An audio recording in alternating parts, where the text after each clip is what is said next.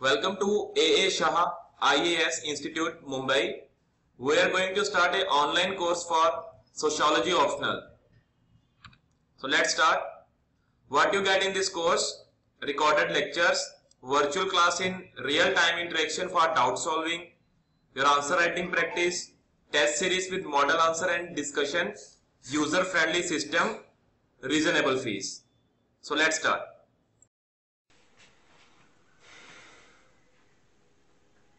Hello everyone, my name is Amit and this is the introductory video of online sociology classes with Aisha. For a better discussion, for a better understanding of the discussion, we have divided our conversation here into 5 separate segments. They would help you understand sociology as an optional and more importantly, how we are going to proceed in this particular module or in this particular course. It's very important for you to understand this particular aspect, which we'll be taking up at the last, because you as a student, you need to be comfortable with us, with our approach as well. Anyway, let us start with, or let me introduce you to the 5 separate segments. Firstly, we will be discussing significance of sociology or advantage of sociology as an optional. Next would be the syllabus. What syllabus UPSC has enumerated for us to study with sociology as an optional. Next, the third question, which as a faculty I have been facing time and again, that how easy is sociology as an optional, or especially for those people who didn't have sociology in their academic background, for them to take up a new subject like sociology at this stage, is it advisable?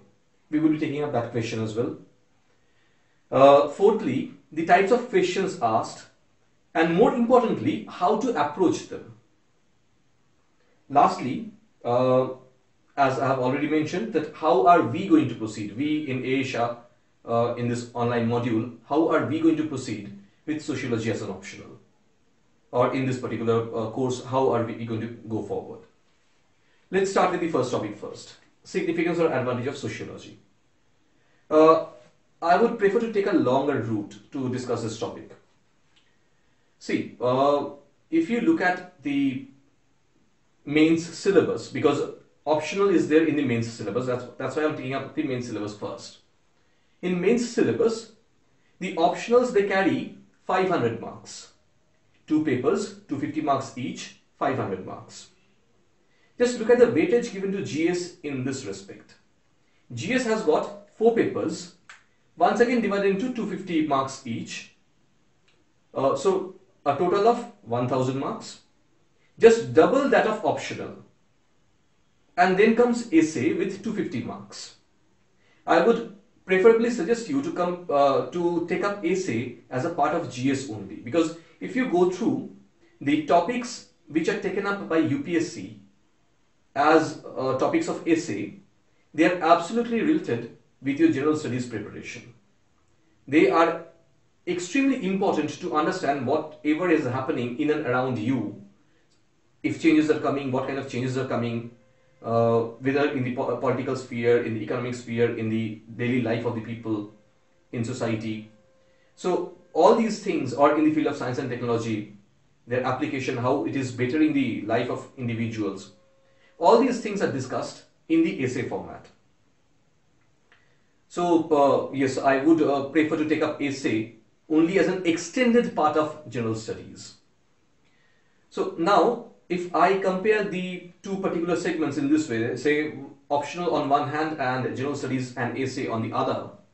So I have 500 marks on one side and 1250 marks on the other. But that's a very crude analysis of the 2 segments. Because if you give a closer look at the general studies syllabus, you will see the wide spectrum of subjects which are covered in general studies. Say for example, general studies mains paper 1. You have modern history, modern Indian history, along with that obviously freedom struggle. Then comes the culture of India. After culture of India, you have post-independence consolidation. Then comes world history. With world history, you have Indian society, and lastly, geography. If we take up modern Indian history and freedom movement as one part, then we have 6 parts only in one paper of general studies, that is general studies mains paper 1. Similarly, if I look at GS mains paper 2, I have polity. Some questions from the basic part of the polity is also asked. Say some important case judgment of the Supreme Court or some amendment of the Constitution has taken place affecting one particular section of the Constitution. So obviously from that particular segment we would be expecting questions. So polity. Then there is governance.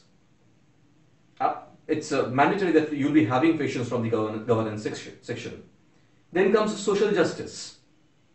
After social justice comes international relations. Now the moment I say international relations, it's a clubbing word. We are actually looking at India and its bilateral, then the multilateral platforms, all these things, they come under the international relations segment. So once again, we have another paper with at least 4 separate segments. Similarly, if we look at GS Mains paper 3, we have Indian economy, ecology environment, science and technological development in India, internal security, disaster management, you name it, and practically everything in and around you gets covered this way. I'm even not taking up GS Mains paper 4, ethics, integrity and aptitude. Just these 3 papers, if you look at them, you'll understand the broad horizon, starting from art and culture to development of science and technology in India and how it is affecting the daily life of people in India. They all are covered in this particular syllabus.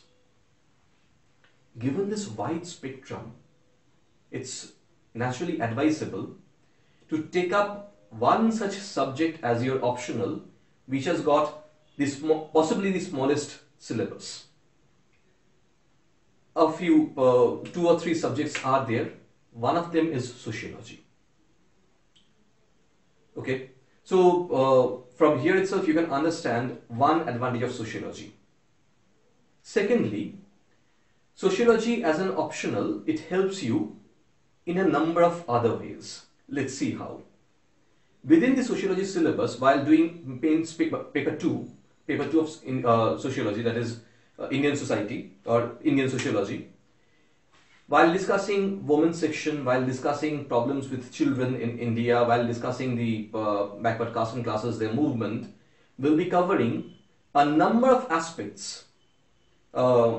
Say for example, the provisions in the Constitution about these particular sections.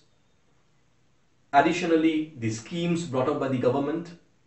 So even in prelims, we do clearly see an impact of sociology as an optional in case of number of areas. As I've said, certain sections of the polity syllabus, though that's primarily part of polity, but still we will be covering them here as well. But that's in a very crude way. I won't be focusing much on that. I'll be focusing more on the mains syllabus now. If you consider yourself to be lucky, you'll be having at least 2 topics in essay paper from your sociology syllabus only, especially sociology paper 2. Once again, the Indian society part. You can understand why. When we'll be elaborating the syllabus, you'll be understanding more, far more clearly why. Because as I've already said, essay primarily focuses whatever is happening in and around you. So if you truly consider yourself lucky, be sure that at least 2 topics of essay will be there, which will be common to you, where you will be far more better equipped to address these topics than your peers rather. Okay. Additionally, if you look at GS Mains paper 1, distinctly there is one particular segment called Indian society. If I analyze the questions of mains for last 4 years, 5 years to be more precise, 13, 14, 15, 16 and 17 now. If I take up these 5 years question papers of GS Mains paper 1, I do have a clear-cut idea that on an average, every year, at least 6 questions have been asked from this section. Okay? See, this paper normally carries 25 questions of 10 marks each. Yes, in certain years we have seen 20 questions of 12.5 marks, but normally this paper carries 25 questions of 10 marks each. Whether 20 questions or 25 questions, 6 questions out of 25 questions means nearly 1/4 of the paper is focused on this particular area, Indian society. Additionally, GS Mains paper 2, there is an area called social justice. Once again, this is the area which is primarily dealing with the initiatives of the government to address the woes of the society, the woes that you will be addressing, that you will be studying as features of Indian society. Whether, say, for the example of for the women section, for the children, for the backward caste and classes, communalism, secularism, regionalism, all these problems that we see, how the government is attempting to address them, those parts are given, or those parts are covered in the Indian social justice part in GS Mains paper 2. So from here itself you can understand how sociology is going to help you, or going to ease some burden at least of yours in your GS preparation. Clear? The next 2 topics I'll be taking up together, syllabus and whether it is suggestible to take up this particular subject afresh. See, we all are born in this society only. Whichever background we might be coming from, but we are born and brought up in this society. So, the aspects of society, say for example, family, marriage, kinship, stratification, say for example, caste system, subcaste or jati, gotra, these features of the Hindu society for those who are Hindu, for those who are not, even in those societies, there is stratification. Okay? So, all these aspects, they are not uncommon to us. We are brought up in that particular system. Additionally, see, in sociology we say that your socialization process actually starts from your birth. The moment you start making sound, your family, they try to teach you certain basic norms of the society. Say for example, calling someone mummy, someone papa or father, whom to address, how, showing respect to the elders. All these features, they start very early in our life.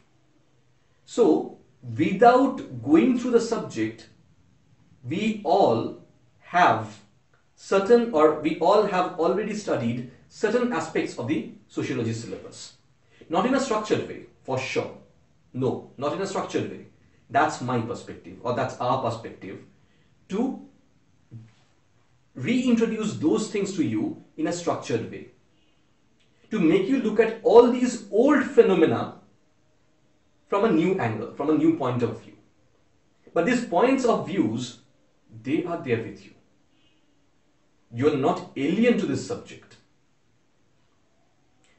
In this discussion, I particularly took up the third aspect first, whether it is advisable to take it up afresh or not. While discussing that itself, I have taken up the syllabus, so you can understand what all are there in the syllabus. Yes, family, marriage, kinship, religion, education, change that we see in the society, social change. Obviously, just like any other social science, pioneering thinkers, they carry significant weightage here in sociology.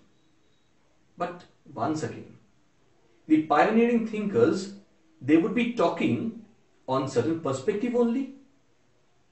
The perspectives are just the same, these perspectives only. Whether you talk about religion, they have given us new perspectives of looking at religion, education, social change, division of labor in the society, all these things.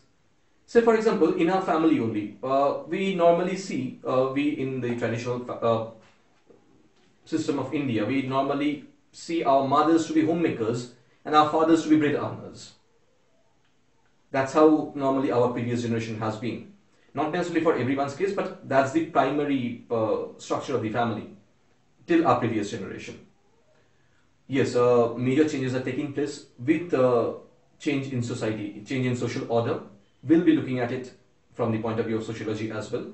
But yes, that's what the primary structure of the society was, that our mothers were homemakers and our fathers were bread earners. This also is a kind of division of labor, this particular aspect. So division of even this particular phenomenon of division of labor is not alien to us. We may not have been looking at it in a structured way. We may not have been looking at it from all the different angles possible. But this phenomenon is not new to us. So the moment we'll be unfurling all these different dimensions, you'll only be enlightened, but then again, you'll feel that you know this thing. It's not something alien to you. Clear? So yes, absolutely, it is suggestible to take up this syllabus afresh, or take up this subject afresh. Not an issue. Confidently, I can tell you, I can recommend you that yes, even if you do not have a background in this subject, you can take it up. I did for myself. I was a commerce graduate. Then when I came to this particular preparation, I took up this particular subject as my optional. I was placed with good faculties. So yes, I can tell you that this is one particular optional which can also help you in scoring marks. Okay, see, let's be very honest here, to ourselves at least. In civil service preparation, our point of view is to score marks. We might be very enlightened, but if we can't score marks, finally our selection will be affected. And that's the objective with which we all have come here, with which we all are pursuing this particular option, civil service as a career. So yes, I'm taking up now the fourth aspect. You can understand that scoring marks or approaching the questions, that particular area. Yes, I'm starting with the statement that sociology is one particular optional which can take you near to 300 marks. If you are sincere, and you have been doing whatever we'll be telling you to do, the way will suggest you to approach. Look, I would always prefer to keep our conversation very much informal. More than taking me or treating me as a teacher, I would always suggest you to take me as your guide, as your senior, and that's it. So even while we'll be going for the one-to-one session, I'll be asking you to be very open, very free, and ask me anything that confuses you. Okay. So now here, the way we'll be asking you to approach, if you do that, I can tell you that a number of you might be able to score more than 300 as well. But scoring, I'm keeping that particular aspect away, more in score than 300. One thing I can tell you that on an average, if you're serious, you can score near about 300. 300 out of 500, 60% near about, that's huge marks in today's UPSC preparation, or today's examination. You can understand what kind of boost this particular subject can give you, or can boost your,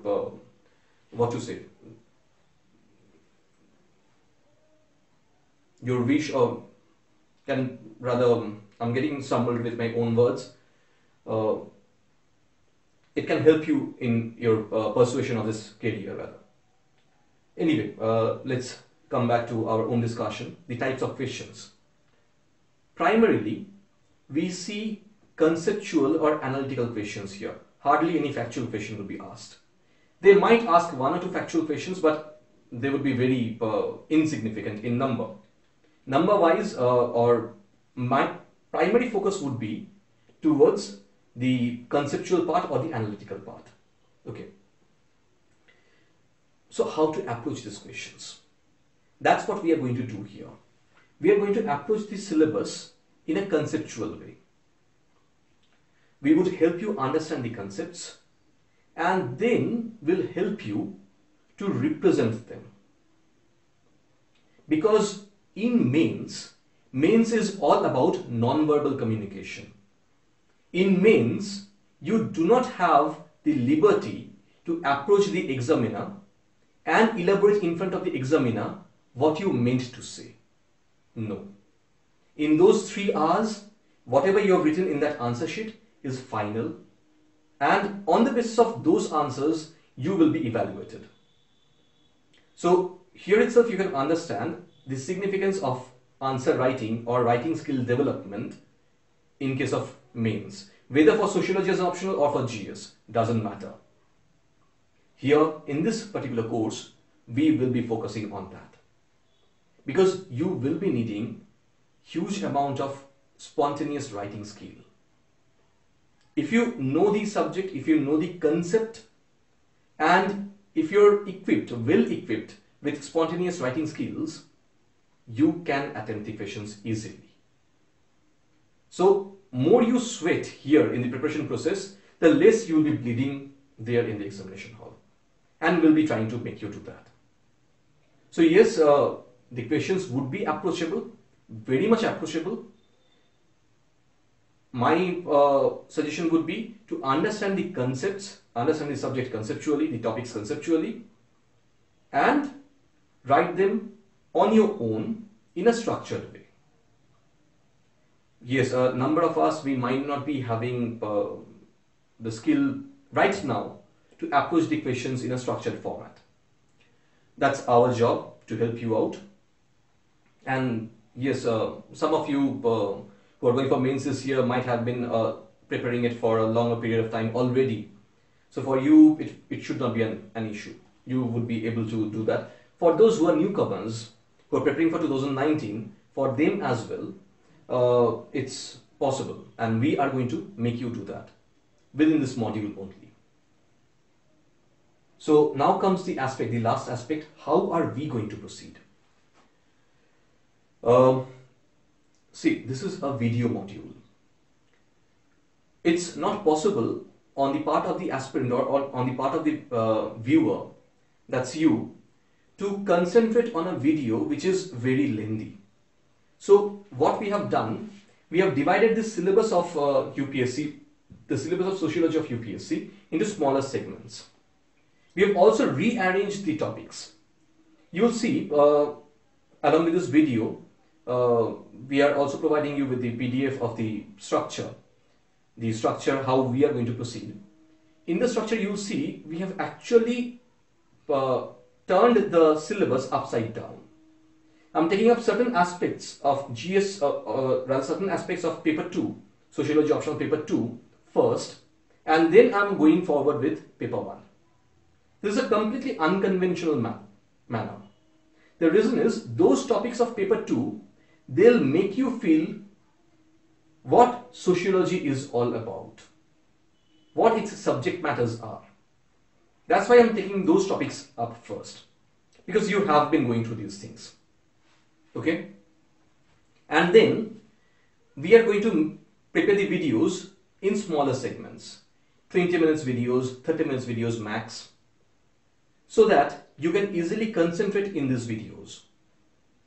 Well, I have to be very honest on a number of topics. Say for example, caste system, while taking up thinkers like Marx, we'll have to make the video lengthy. Those videos would be something around an hour or so. Not more than an hour. I'll always prefer to keep them less than an hour. But yes, those videos will be lengthy, because if we try to break those videos, you'll lose continuity as a viewer. That's why we are going to make those videos lengthy. But rest, otherwise, wherever possible, we'll be breaking down the videos as much as possible. We'll be breaking down the topics, and that's how we are going to prepare the videos. Additionally, along with the course structure, I would keep on taking up previous year's questions. I'll be asking you to write those questions. In subsequent videos, I'll be elaborating the answer of these questions. Not only that, in the initial days, I would also be asking you to do something very weird, primarily to develop your writing skills. Say, for example, we did a discussion, we went through a discussion, then I might ask you to write down the gist of the discussion in your own words, and then subsequently, maybe in the very next video, I'll be telling you how the structure should have had been. So that here itself, you'll understand how to write in a structured way. What points should have been there, if you have missed those points. Normally, the common mistakes that we do, I'll be elaborating all these aspects.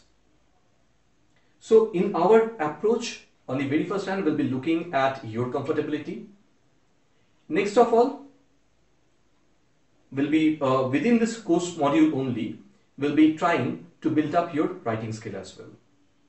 Additionally, every week we are also going to have one-to-one conversation, or rather a live conversation, where me and all of you who will be joining this course will have direct conversation, and I'll be addressing all of your queries. Whatever query you have from the concerned topics of the week, I'll be discussing that with you. That way, the more possible, we would be trying to provide you that much of one-to-one interaction or one-to-one attention, if I may emphasize on that. So that's all. That's what we are trying to do here, and that's how we are going to approach. Thank you.